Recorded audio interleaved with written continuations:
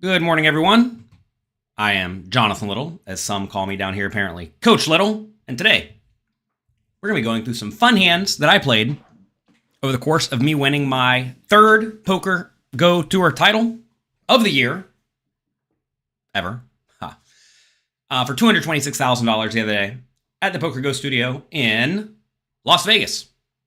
It was an interesting tournament series. I ended up playing 11 entries total.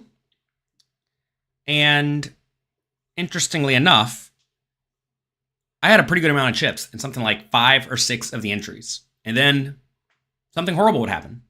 One that comes to mind, I had this interesting hand where I raised 8-7 suited, playing like 100 big blinds deep, from middle position, whatever. Button calls, big blind calls. It comes 8-7-4, 2 diamonds.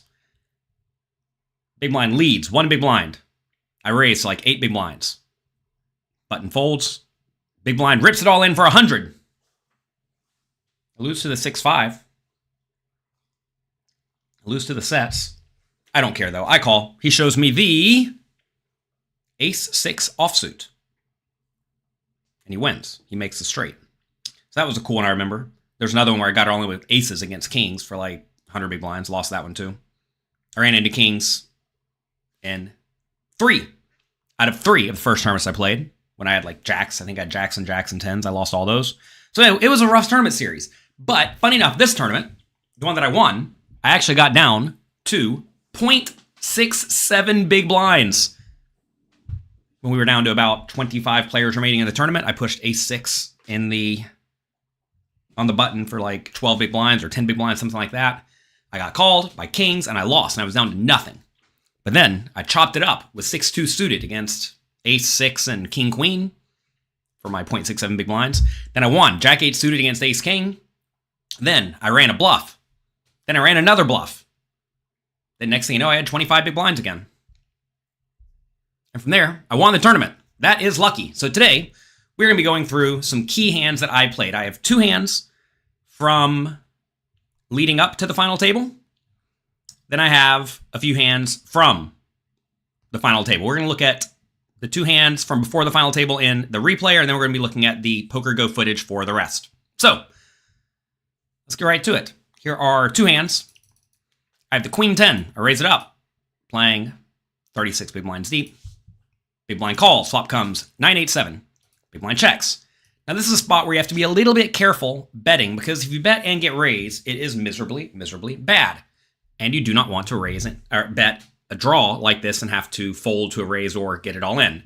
Now, I do think it would be still fine to continuation bet in this spot, but I do think this was right inside the money, and I knew my opponent was a strong, loose, aggressive, battle-y player. So I just let it go check. I do not want to get check raised in general in the spot. Turns a 6. That's good for me. They check.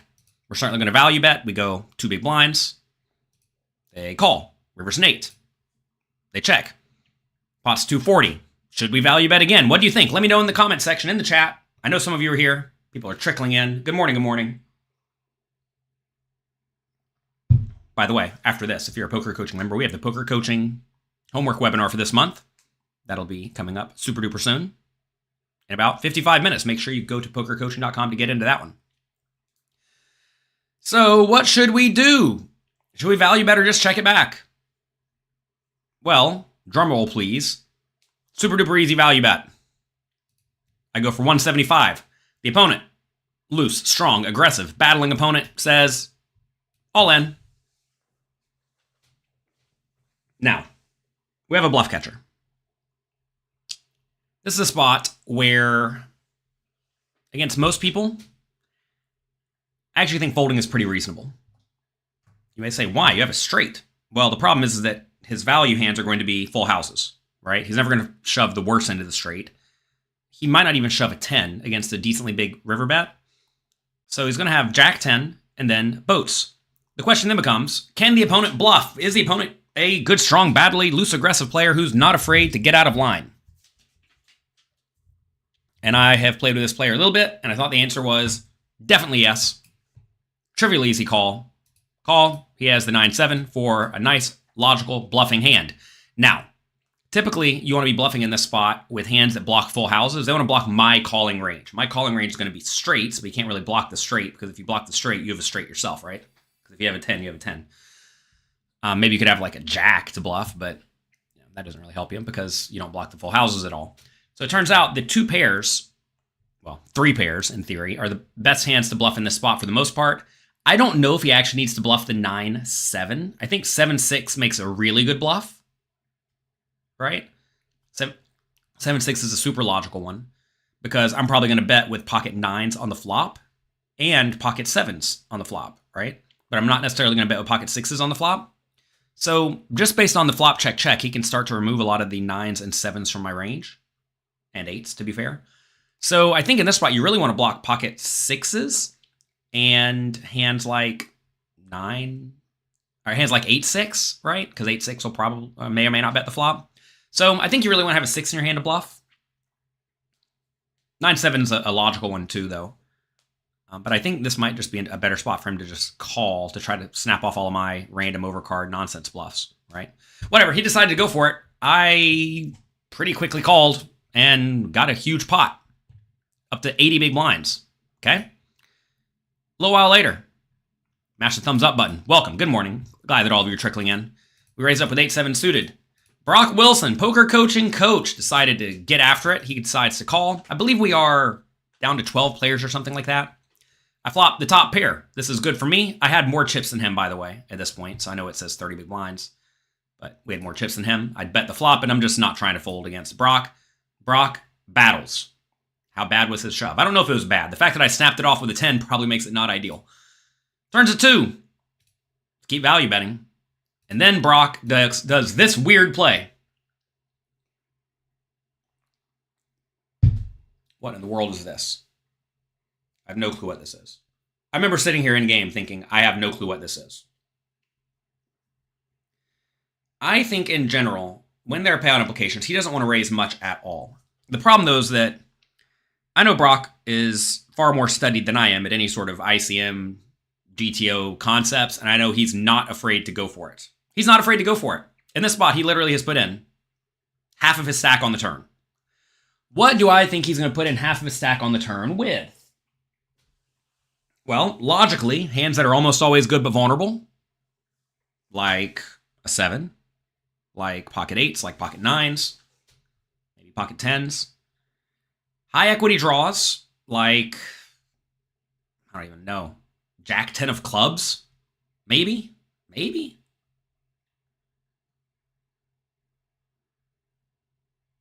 King 10 of clubs, I don't even know. Hands like that. And then some bluffs. What are bluffs on this in this spot that could raise and then pretty easily fold? Stuff like king, queen with a club. Queen, jack with a club, if he has it. Probably doesn't want to raise the ace 10 with a club, or ace jack with a club if he has it, right? So I don't know. This is a weird spot where I'm not sure what's going on. And when I'm not sure what's going on against a good, strong, battling player, my first concern is my hand pretty good? Is my hand pretty good? If my hand's pretty good, I'm just not trying to fold. And right here, I think my hand's just pretty good. So the question is, do I call or do I jam? If I call, it lets him realize his equity with his nonsense bluffs. And I'd obviously rather get it in against flush draws than not, right? So I think shoving's the play that makes sense, given it so shallow. I shoved. He folded. And I think he had king of clubs, queen. So one of the hands that I think does make sense to raise if you are going to raise, but I'm not sure he wants to have many raises in the spot. He decided to go for it, though. And, well, luckily for me, I had it. If I didn't have it, I'd be sick and would have folded. And to be fair, if you can make your opponent feel rough with a hand as good as top pair, bluffing's pretty good. All right, let's go through some of the hands from the final table. Let's take a look at where we are sitting currently. Here is me, Jonathan Little. We have 2 million chips, 50,000 big blinds, so 40 big blinds. Isaac Haxton on my direct left with about the same amount as me. Sam Soverell on his direct left with about as many as me. And Jim Colopy, who won the purple jacket, congrats to him, with a few more chips than me. Now, when I got to this final table, by the way, here's Deng. Deng is the player who ran the 9-7 bluff. Don't be afraid of him when he shoves because he's going to show you some bluffs.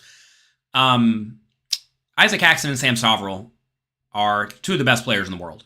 So whenever I got this seat draw, I was not loving it. I was sitting here thinking, okay, this is not good. So what did I do before the final table? Well, stacks were roughly this. This is pretty early into the day.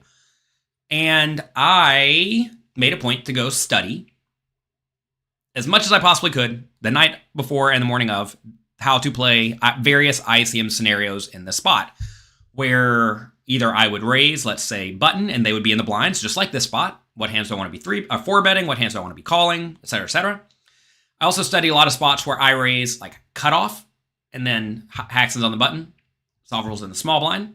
And then I also studied lots of spots where I was hijack, and then Haxton was cutoff and Soverel was button. And then, like, what hands do I call 3-bets with and what hands do I 4-bet with? Because, look, I like this is a kind of abnormal final table scenario where there is a short stack over here with a whopping 6 big blinds. Castro also sitting over here with 18 big blinds, right? And Ding sitting over here with 20 big blinds. So there is an obvious short stack. I have 40 big blinds. These players are slightly shorter than me, but not by much, but they have position on me. So it's a very, very odd scenario, right? You may say, why are you not so worried about the other players? Well, I am worried about all the players, but whenever I raise, I have to mainly worry about the player to my direct left and the player to their direct left. These are the players who will be playing the most amount of pots with you, right? So I studied these spots a lot. And, I had a few key takeaways that I made a point to try to implement. And anyway, let's take a look at some hands. Here we go. I think there's a big fight tonight, too. If Donnie was here, he'd tell me all about it. I think there's UFC happening at the Sphere. Thanks. I saw somewhere the tickets are like $3,000 to get in. Ace-9 on the button. We got a raise. Soverel in the big line with King-Queen suited. This is a spot where he probably doesn't want to be 3-betting so much. I studied a lot of various ICM pre-flop scenarios. And look, I've studied a decent amount of post-flop ICM stuff. There's a lot of content on post-flop ICM stuff on PokerCoaching.com. Also, I have a book. What is it called? Excelling at Tough No Limit Hold'em Games. I learned a lot from working with the Poker Backing Company, discussing how to play post-flop in various ICM spots when you're you either play with more chips than your opponents, you're to play with fewer chips than your opponents, etc., etc. Anyway, as the bigger stack, even if you are bigger by just a little bit, you want to be applying lots of little bits of aggression in general. Now, look, Sam Soverel is a tough one to play against because I'm not sure how, call it GTO he is, but he just seems to make the right play a lot. I mean, I've known Sam since he's been a young kid. And, well, now he's still here, one of the best players in the world. So, I don't know. It's always tough playing against someone like this who, I don't know if I'm going to call him a poker savant or not, but he's just a poker savant in my mind. He just finds the right play, and somehow chips just seem to flow in his direction far more often than not. His bluffs seem to work really well. He gets full value really well. And, it's not the player you want to be against, but it's the seat I'm in. I'm not going to sit here and be a chicken and fold the ace-9 on the button. That would be criminal. He should probably not be 3-betting all that often in general, because when he 3-bets, I can call out in position and go from there. And he does not want to go broke before no whack over here. But that's too rich for my blood. Little now the one raising it up. We're going to fast forward slightly. Practically. I'm going to skip some of the tanking because at the final table, some of the players do take their full 30 seconds every time. Sam said he had to go watch UFC, but he sure was tanking the whole time. I don't know what his deal was. I joke. Soverel. He's going to make the call from the big blind with King-Queen suited. Tim Sullivan says, sigh on relief on Denk's face. He says, how could you tell? All I saw was a brick wall. Didn't you see the little lip raise? He had a slight, he just raised his lip ever so slightly. That's all right, ace-queen 8. I'm sorry, ace-queen 6. He checks. I think we should be betting kind of frequently here, right? I think my hand's almost always good but vulnerable, so we're just going to put some money in. About as much a little with ace-9. He checks, we go 125. King-Queen. King-Queen has an easy call. Has no other option. Oh, yeah, get that stretch in, Ike. Wearing the Lucky Roses t-shirt that he always wears. We got to rewind this. I remember watching this, like re-watching this. I'm like, what in the world was that? The final stretch in, Ike. Oh, yeah, get that stretch in, Ike. Wearing the Lucky Roses t-shirt that he always wears at the final table. If you see Ike in winner photos. almost always has the gray rose t-shirt on. All right, turn 6. Not ideal. By the way, called 125K. So I thought he might do some leading in this scenario because he has a lot of 6s and I should not have so many. That said, again, I do get to raise decently wide on the button. I'm going to have some 6s, so he can't go too nuts in this spot. This would be a scenario where he could lead if I was, let's say, the under the gun raiser, because then I would have almost no 6s and he will have still some, right? But this is a spot where he should probably not lead quite so often, and I definitely don't think he wants to lead with his particular hand, because when he leads his particular hand, I'm going to call any queen and better, right? And that obviously is not good for him. He'd be way more inclined to lead, I think, with stuff like Jack 10 or flush draw, like junky flush draws, or just stone floats with stuff like 8, 7 of diamonds, or maybe even like King 10 would be okay to lead, I guess. Maybe that just still wants to check. So this is a spot where I don't think he needs to be leading because of the payout implications. Here we are on the turn. And I should not value bet now, because if he's going to check a lot of his 6s, then if he's going to check a lot of 6s, then I don't want to be value betting the ace, obviously. Plus, he might even just fold a queen here. So if he's going to fold a queen and he's only going to call with an ace that I'm chopping with, then I get protection against various gut shots. But I don't care if gut shots stick around, because those might bluff the river. And if he does have a flush draw that misses, he might bluff the river with those two. So Tim Sullivan says, sorry, it must have missed it. I mean, that's how slight it was.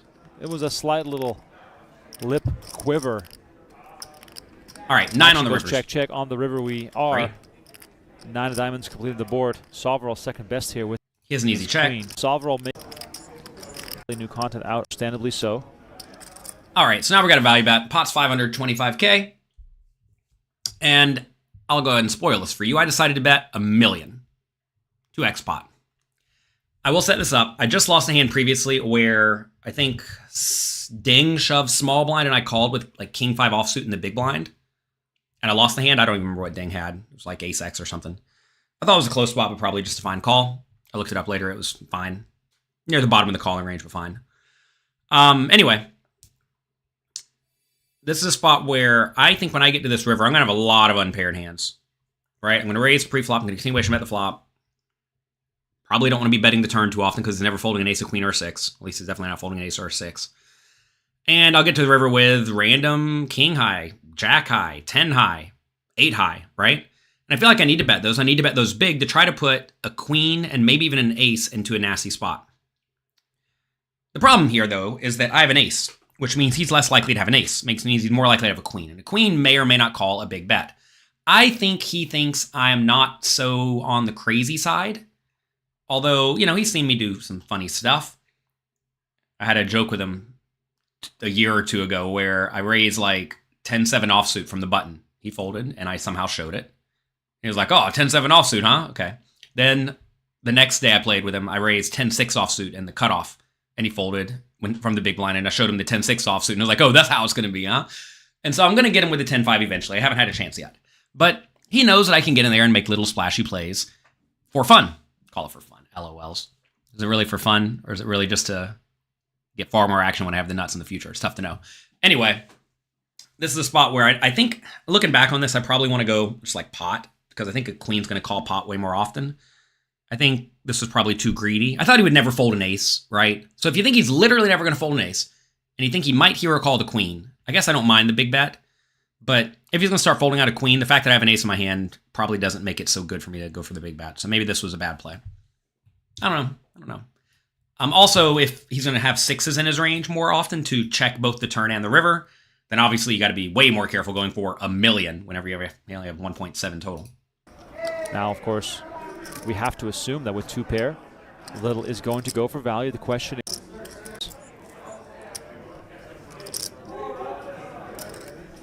oh wow, it's a big one. Big bet here from Little. Now, some history here. Sam Soverall called down Jonathan Little on 2 occasions last night, and he was wrong in both instances. And both times, there was a similar facial expression presented by Sam Soverall. He is just not having it. I really do not buy this shit at all. He really does not buy this stuff at all. King 5 tilt, coach. Wow. King 5 tilt, coach. I think you're on King 5 tilt, coach. Wow. I don't think I can pay. Fucking, is it $1 million? 2 times pot. Wow, that's obvious nothing too. Wow. Let's just play with 50 cards. What's up? Yeah. Salvador wanted to get a peek there at Little's cards. You want me to pick it up? The card. He threw both his cards off the table for fun because that's how he operates sometimes. So that was a fun one. Here we are a little bit later. Looks like we lost Haxton, which is great. Take a look at the chips. I now have 3.6 million. Norwalk has 2 million. That's this player here. He's a little bit on the tighter side. We also lost Deng. Sovereign, Colopi, and Castro all to my left with about 1.6 million each, so about 20 big blinds each. This is a great spot for me. Norwalk was playing pretty snug, so not too out of line at all. And this is going to allow me to now open pretty wide / be generally aggressive when they fold to me. If you have any questions, comments, suggestions, whatever, feel free to type them in the chat. I'm happy to answer anything you all want to discuss. Some of Sovereigns' comments, you sounded a bit snarky. Look, John, look, okay. I have lots of history with Sam. I've known him since he was 18 years old, maybe younger. I think he's 34 now. Does that sound right? 34? I've only known him for about 16 years. We played a lot of poker together. We have a battling, fun dynamic. It's a good time. Shout out to Nikos for his 10K WSOP score and for Metal Mario. Oh yeah, taking down the $88 tournament for 11K. Good job, good work to the poker coaching study group community. I forgot to ask about that during break. I was wondering if you were Go ahead, man. get back into it. I did what all the This is a kids good one. do in these stages. Oh. I took a freezing cold Jack 8 in the small blind, okay? Oh. shower. It's like 14 seconds. Now, I think we can limp or raise. Sam will just rip it in on me decently often if I raise, but I think if we limp, he's going to check a lot. As the big stack in general, you want to be raising very frequently, but I think this is not really the player you want to be doing it against because he's not going to fold all that often pre-flop, and he's going to shove sometimes. If he's going to be just like really tight and passive, then raising becomes really good, but I don't think that's Sam. by choice. You're not trying to get into that path, that fitness route. Absolutely not. But I'll tell you what. I can play real fast. After the shower, eggs are overcooked. perhaps during the shower, I've never felt more alive. Really? He said something like, why don't you bet 80 in the dark? The ice cold shower where you're just shaking, clenching everything, and trying to wash the face. This is a good example of what I was just saying. We bet 80 on the ace, queen, queen board, and somehow, some way, he decides to float.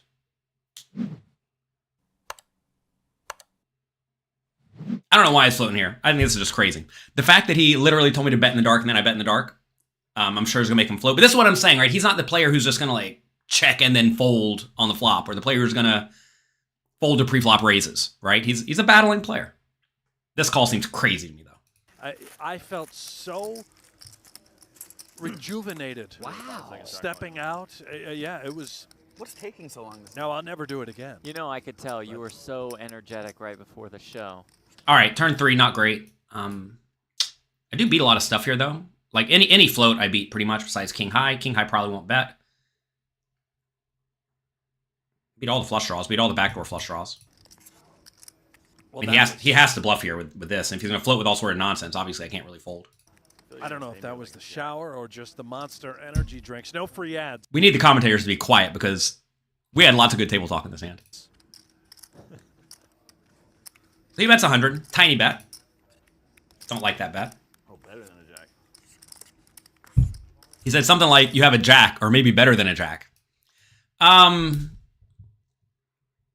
think if he bets the turn, he needs to go kind of big to make it look like he's trying to shove the river. I think in general, when you are the short stack in the hand, in spots where there are payout implications, you need to be betting kind of polarized and generally blasting it. Obviously, though, if he's floating all sorts of junk, you can't really get away with that because you're going to have far too much junk. Anyway, I call the jack. Sovereign, I think, called his hand out, that little jack high, and little does make the call with that jack. Queen's great. Makes it even. Queen's great on the river. Because now I beat everything, pretty much. Because he's going to raise a lot of ace-x pre-flop. He could have a queen, but now there's fewer queens. Would he value bet a 3? I mean, yeah, maybe. He's going to shove or raise a lot of pairs pre-flop. So this is a spot where it's like, I kind of have the nuts on the river, right? He's not going to value bet a king. So if he bets river, I'm going to call. And easier now to call with that jack. Fucked up river. Sovereign might just give up. Yeah, does check. We'll see jack high. Well done, Jonathan Little. Queen of diamonds. So you get that just pay river for jack too.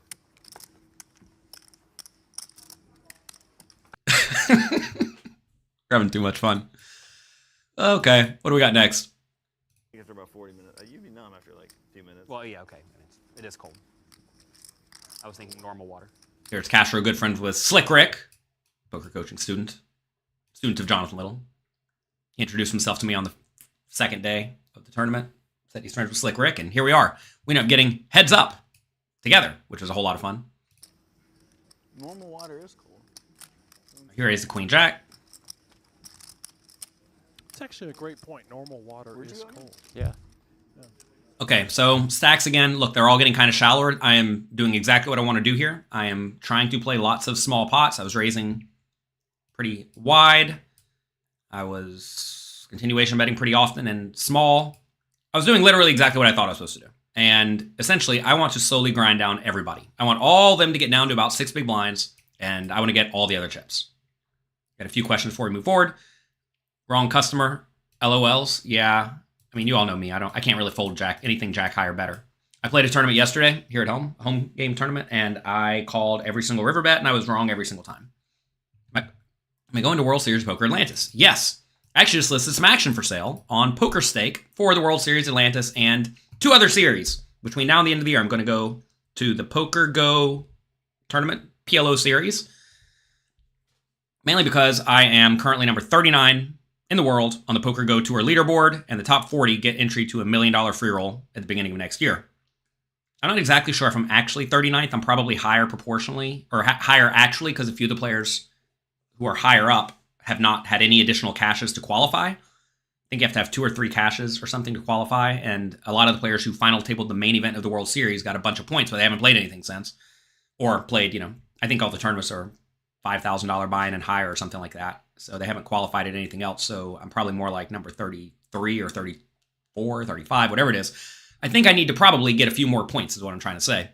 And for that reason, I'm going to play the PokerGO PLO series in October. Then I'm going to play the Poker Stars North American Poker Tour thing in November. Then I'm going to play the World Series Atlanta stuff in December. That's the plan. And it's what's going to happen.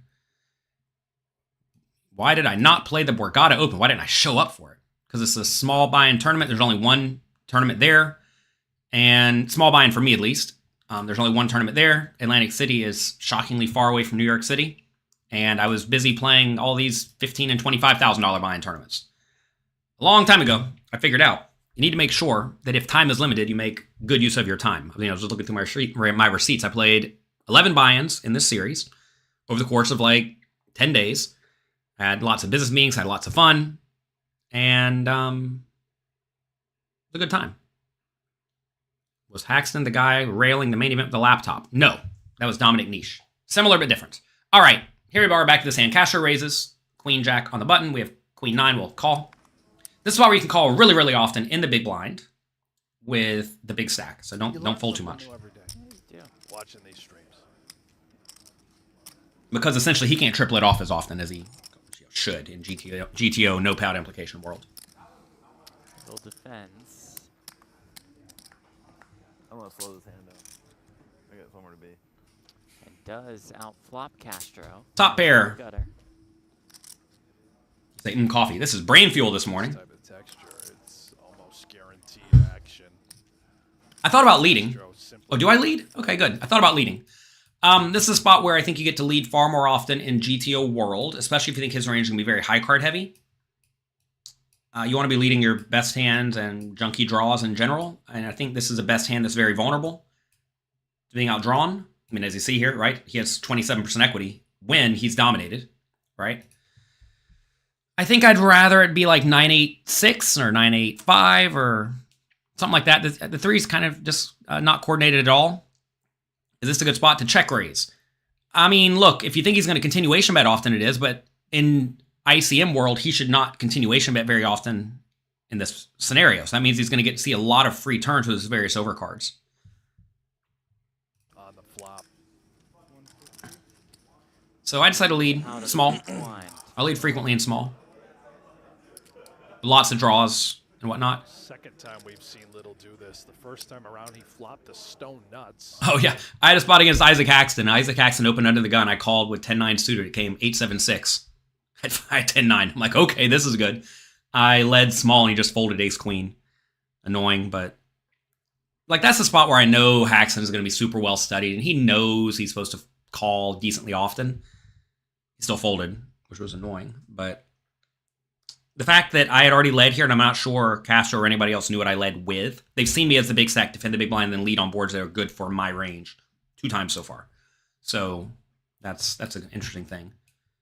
You need to be leading. Like, if there's ever spots where you're supposed to lead at all in GTO world, with no payout implications, as the big stack, you lead far, far, far more often. I'm not even sure if this is one, though, just because I think I'd rather there be a straight available already. Here, he's got top pair. Queen Jack probably should float. A bit unorthodox. I would be leading with gut shots here too. I think you just get to lead a lot. There's a chapter in that book, the one that I mentioned, excelling at tough no limit hold'em games. Check it out. By Vladis Stojanovic, who I think won $5,000 World Series main event, or one of those main events. He won one of those big things for $5 million or $2.5 million, whatever it was. Super good player, ICM expert. Seven's kind of nasty. He could have Jack 10, obviously, but I'm going to pay if he has it. In this scenario, I think he has a lot of overcards, right? Overcards make a whole lot of sense. He could have an overpair. It could be beat. It's a 7. I'm not sure if I'm supposed to bet this or not. This is where I start to get a little bit iffy, because it's not like I've studied these things extensively. These spots extensively. I do think betting small is probably fine, though. And if he shoves, I'm just going to put the money in. I'm not going to love it. I'm going to be unhappy with it. Whatever.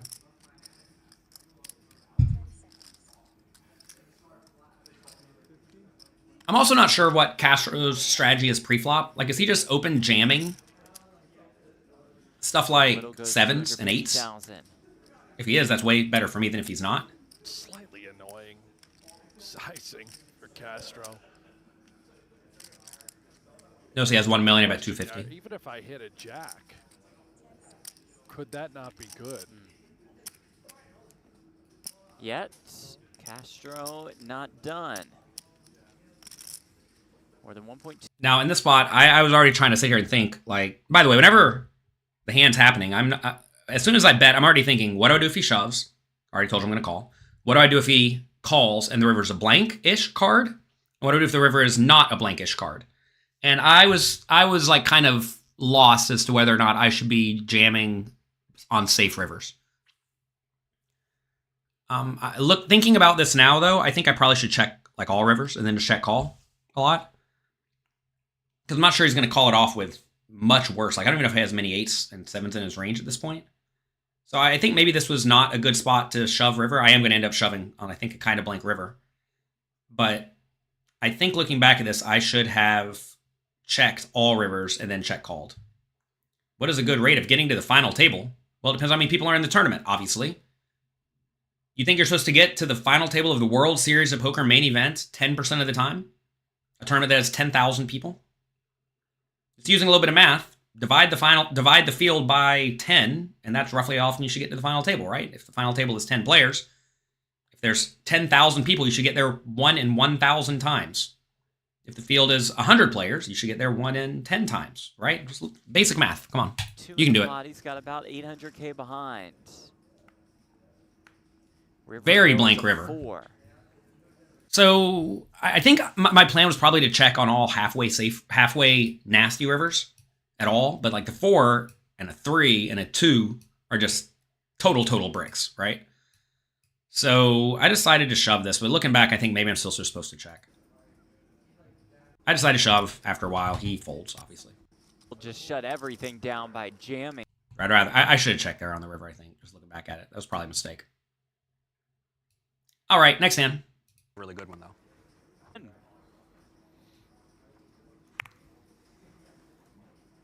I raise ace queen.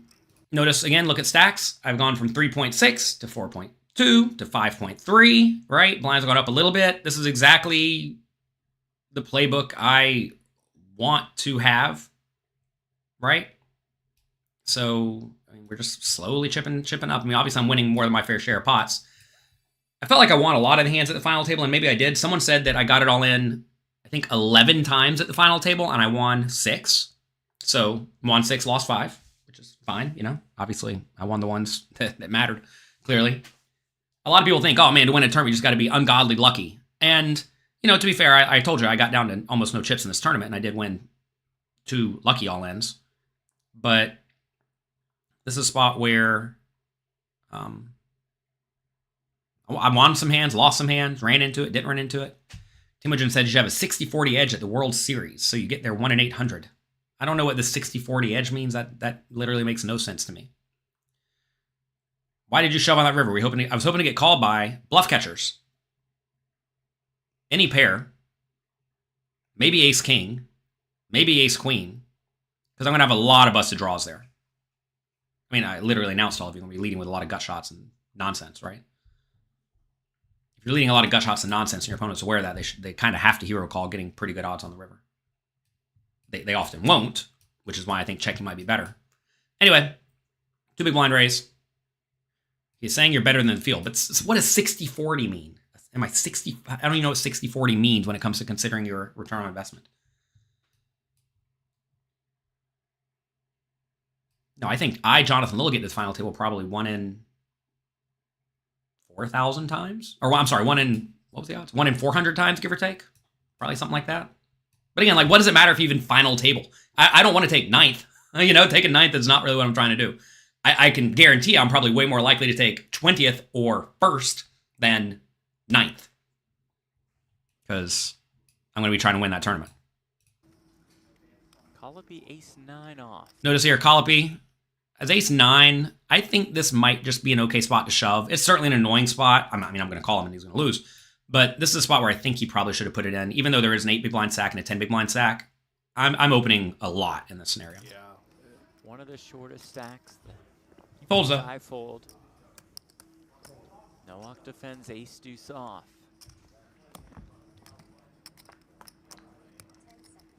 Uh-oh. Ace in the window. By the way, some people think I should just be open shoving any hand I'm going to play here. I do not like that because Sovril has 20 big blinds. Also, I think we can easily min raise some really crappy hands and then fold to 10 big blind shoves if they do shove. Because, I mean, notice they're folding stuff like ace-9 offsuit, right? Queen 4 suited. Ace-2 offsuit just calls the big blind, which is probably fine. But what I'm saying is I can raise minimum with all sorts of junky stuff and then fold it to a shove. All right. About 10 hands into the final table, I raise Queen of Diamonds, Jack of Hearts.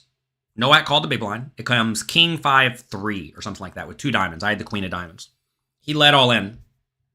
And I almost called with the Queen Jack on King 5-3. I needed to win, I don't know, something like 35 or 35-ish% of the time. So I eventually folded. I felt pretty rough about it, but I thought he was probably leading kind of value heavy, but value could just be like a pair. And if he has a pair, I have 6 outs plus flush draw and straight backdoor flush draw, backdoor straight draw. So it's like kind of close to even. He had top pair though. And you know, that's interesting, right? I mean, the fact that he'd have top pair he led earlier. I don't think he needs to be leading all in with anything on this board. He's about to rip it all in with the ace-2. I think that's a really bad play, though. This is something a lot of people do, thinking, I probably have the best hand, and if you got me beat, you got me beat. The problem is, yes, I am going to have you beat some portion of the time, and when that happens, you're going to lose. But you want to consider, how do I get money in from the bluffs, the hands that have almost no equity? Because imagine I'm just sitting here with, whatever, Jack-9, right? You really, really, really want me to put some money in with Jack-9, and if he checks, I'm going to bet 1 big blind or 1.5 big blinds with the Jack-9. And to be fair, you can probably call and then hope to check and then call on the turn and stick around on the river, right? Like, give me every possible opportunity to bluff. By shoving, he takes away my opportunity to bluff, and that's a big mistake.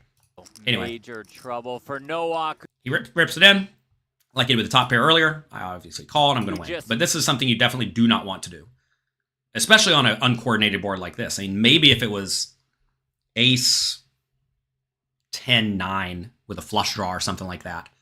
Ace 10-9 with a flush draw, maybe you could donk it all in and get called by worse stuff or price out various draws and whatnot.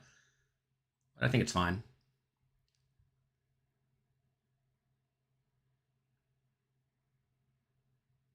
If you played against someone who is less likely to hero call, I assume you'd not lead the flop. No, I'd still just lead the flop on that 9-8-3, I think.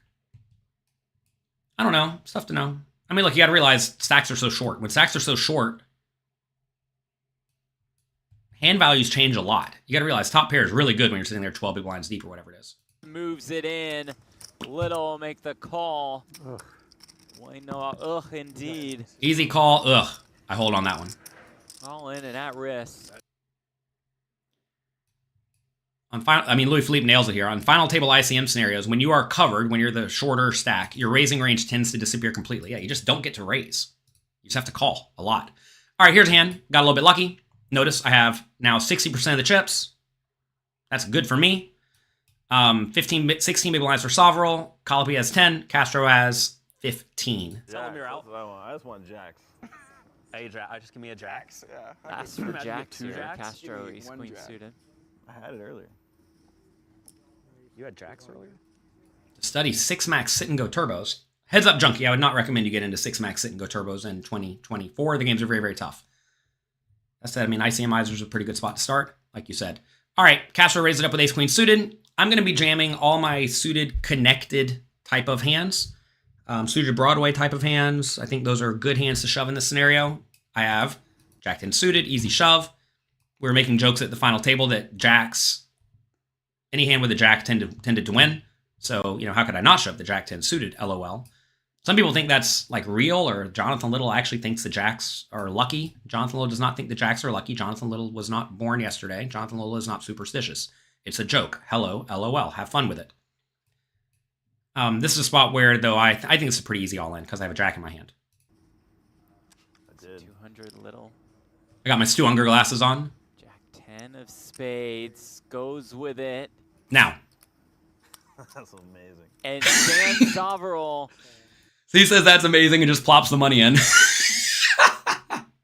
Let's rewind it. I want to see this again. Jack 10 of spades goes with it. That's amazing. And Sam Sovereign. Oh gosh. So he had ace king here, and I mean he just easily has an all in. I'm not sure what he's supposed to do in this spot. I think he maybe actually wants to like kind of tank, make it look like it's a tough spot, so that hopefully Castro calls with something like ace queen, ace jack, etc. I think whenever you snap put it in, that might make him fold out stuff like ace queen or ace jack, and you really don't want that. Because those are hands you're dominating. Because he's going to put it in with aces, kings, queens anyway. And he's probably going to fold jacks, 10s, or 9s anyway. Right?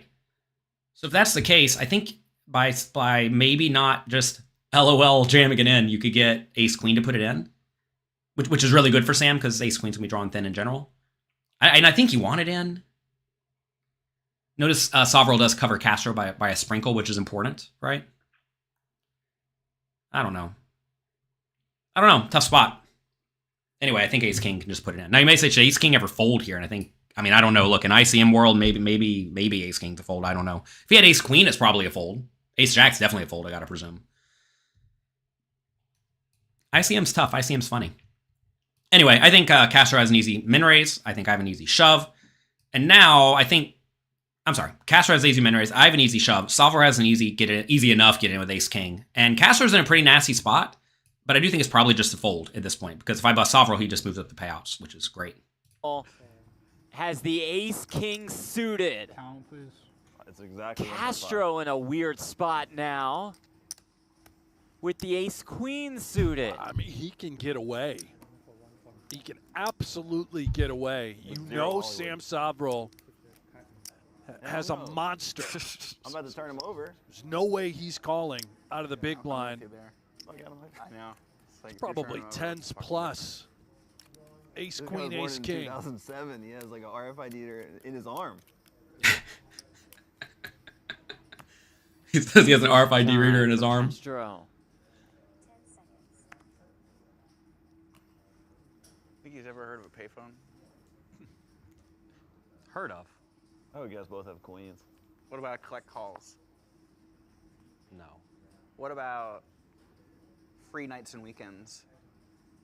Or like, what was it? Long distance. Yeah. I could barely remember I that don't know one. if so you did definitely- you hear definitely Savro say, I hope you guys both have queens? Yeah. I mean, it almost Yeah. reveals his holding a little bit, right?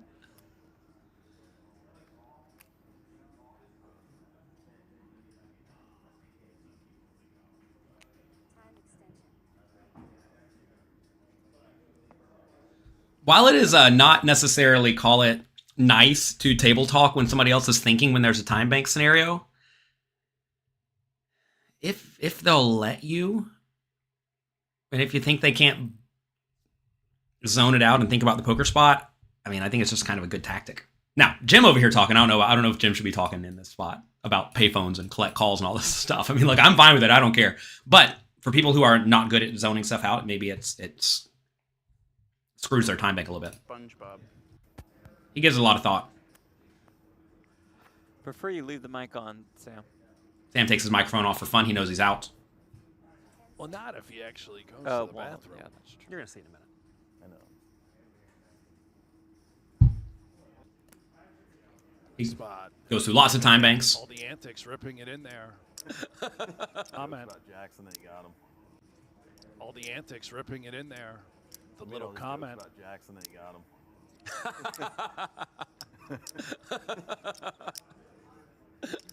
And he's mad. I got one Finds the jack. folds. He's not in good shape. I'm in great shape. Do you have I'll anything? be happy to see this Yeah, I ace should've king jammed. for Savro. Whenever you're Ace ready. Queen? That's fine. Oh my God! You have fucking Jack 10. That is not fun to see. You're not gonna 3.3 win. million in the middle. He said I'm in terrible shape, and I said, no, I'm in great shape. And then he said, oh my God, you have Jack 10. I'm not going to win. What'd you have? Ace queen suited. All right, perfect. Spades? No. Perfect. Good game, buddy. Diamonds? No. Little feeling it. 1.5 exactly. Looks to extend his chip lead. Want to prepay? Hey, Norman, go. don't let him keep these two over Take here. it. What are you doing? To undo the burn? What are we doing here? Shuffle the deck a time or two first. Yeah, I want to give Norman time to fuck around. Jack in the windows. It comes Jack 8-7 with Oh my two God, with spades. spades? Straight flush draw for Little. 3 to the Royal. How does that for I don't know what I'm though. I kind of want you to make a royal for fun. 3.3 I have after this hand.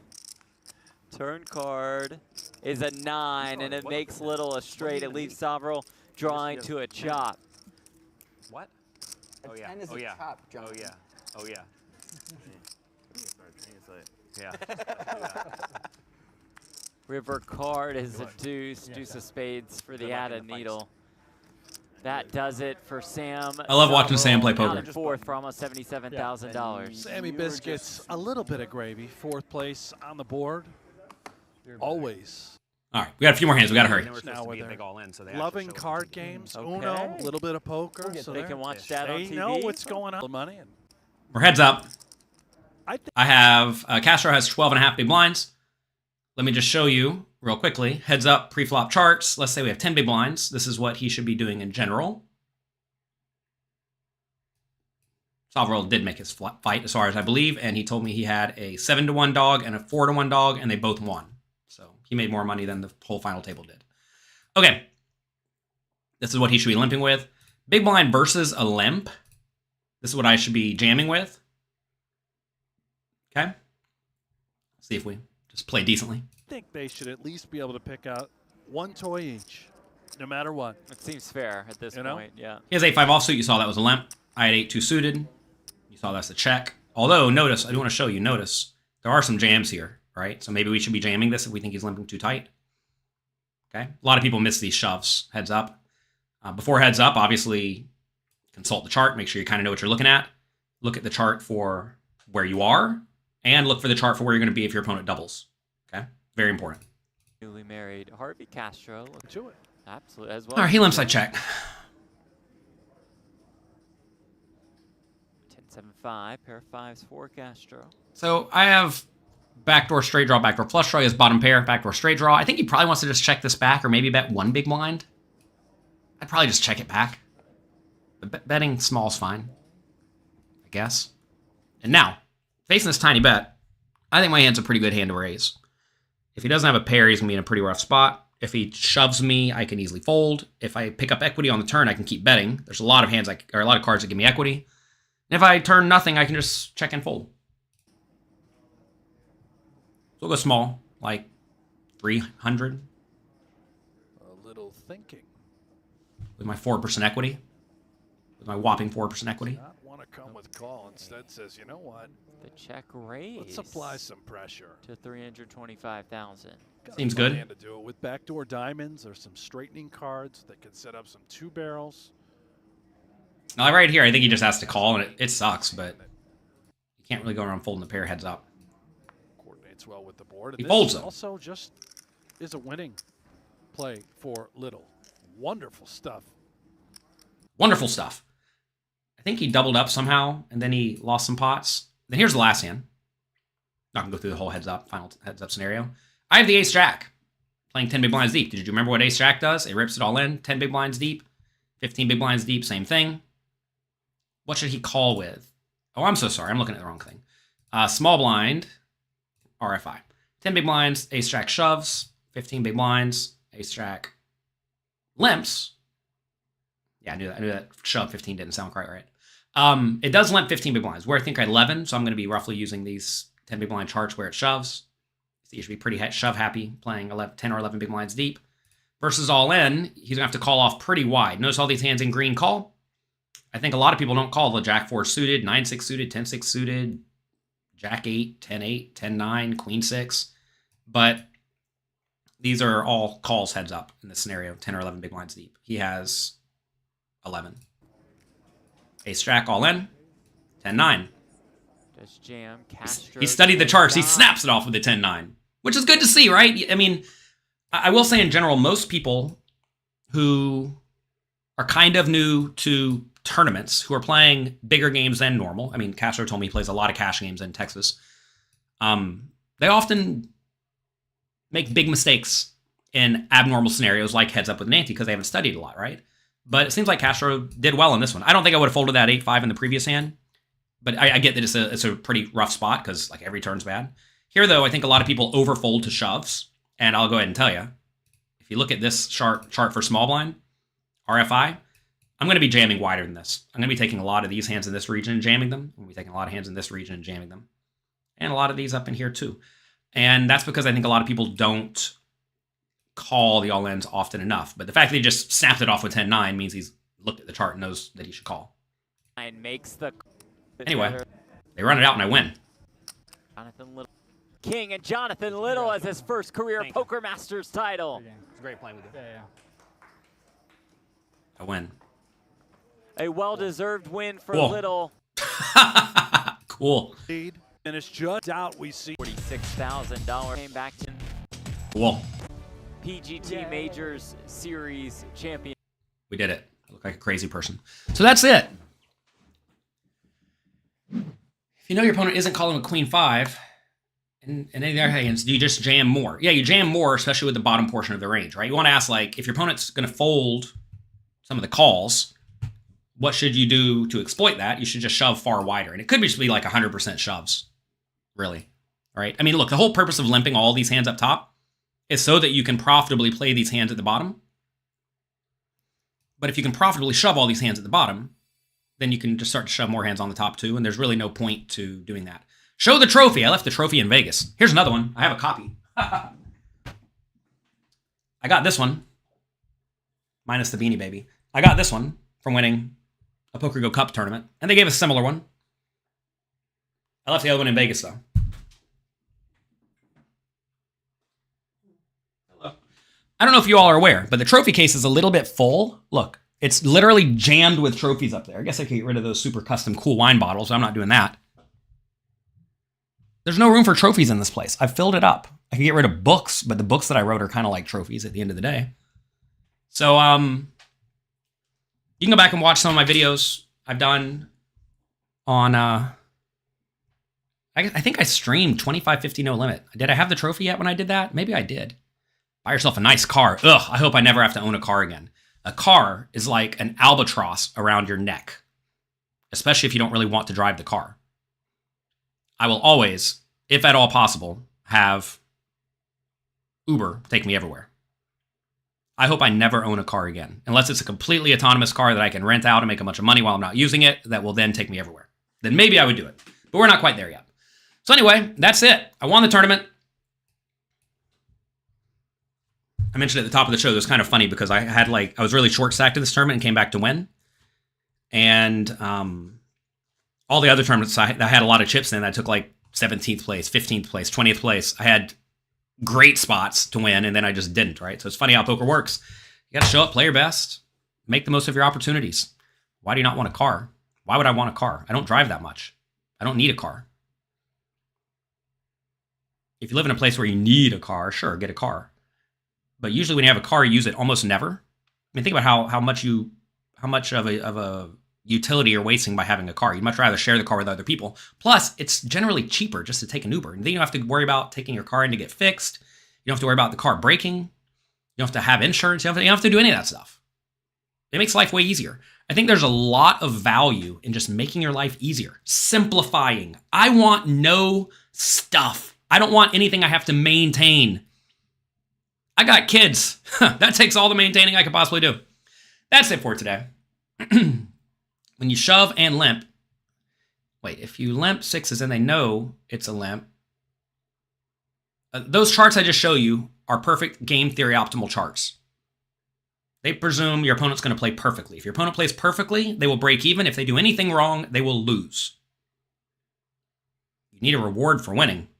I don't need a reward for winning. I get to keep playing. You all have to realize when you win a decent amount at the end of the day, you just another day in the office. When I show up to play poker, win or lose, I in my brain have extracted my return on investment. If I think I'm going to make, let's say, 10% return on investment in this tournament, I make $1,000 every time I show up and play it, win or lose. If I win, doesn't make a difference. If I lose, doesn't make a difference. But no, I mean, look, you also have to realize I treat myself in life all the time. I pretty much buy whatever I want. I go do things that I want. I have a good time. I enjoy myself. And there's no lack of treating myself at the end of the day because luckily for me, I'm in a good spot and I will make good use of my opportunities. But having an albatross around my neck is not what I want at the end of the day. That's it for today. Good luck in your games. Have fun. The Poker Coaching Homework webinar is starting right now. I'll see all the Poker Coaching members there. Check it out, PokerCoaching.com. I'll talk to all of you next time.